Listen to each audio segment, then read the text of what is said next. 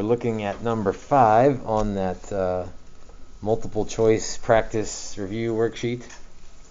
Let f be a function defined for all real numbers if f prime of x, oh, that's important. So they're giving us the derivative. So pay attention to what we've got here.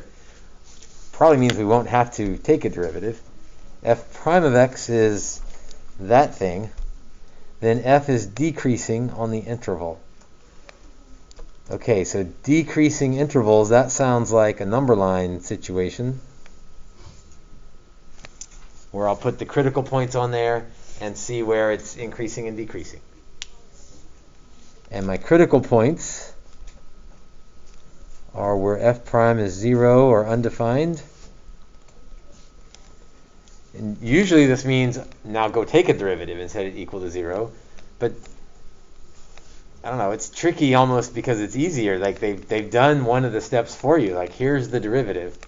And so it's 0, whatever makes the top 0. So that would be 2, and negative 2 would make the top 0. It's undefined where the bottom is 0. So that would be 2. So there's definitely something weird happening at 2. I don't know what that graph looks like, but I don't have to know what that graph looks like. I'm just going to check the intervals between, or left of negative 2, between negative 2 and 2, right of 2.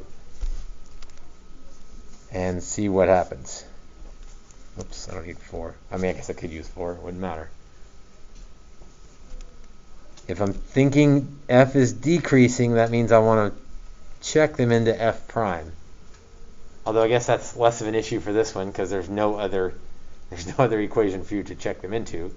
But realize that's f prime, so that will give me increasing or decreasing.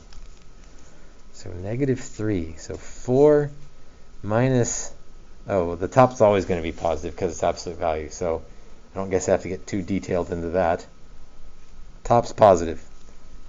Negative 3 minus 2 would be negative. So f prime is negative. That means f is increasing. Oops. Goodness, if f prime is negative, f is decreasing. I plug in 0. 4 minus 0, absolute value, always going to be positive. 0 in the bottom is going to be negative. 0 minus 2 is negative. So f prime is negative. That means it's still decreasing.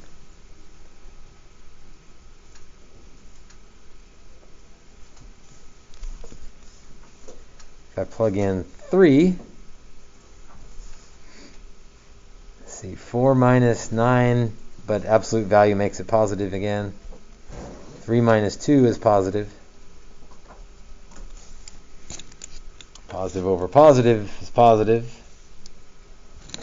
That's for f prime, so f is increasing. And now let's answer the question. We're decreasing here and here. F is defined for all real numbers, so it's telling me that there's nothing weird going on at negative 2.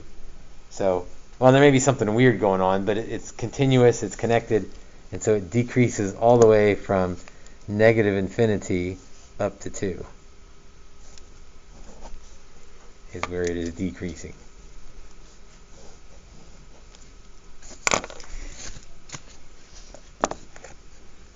That's a different problem because it went ahead and gave you the first derivative.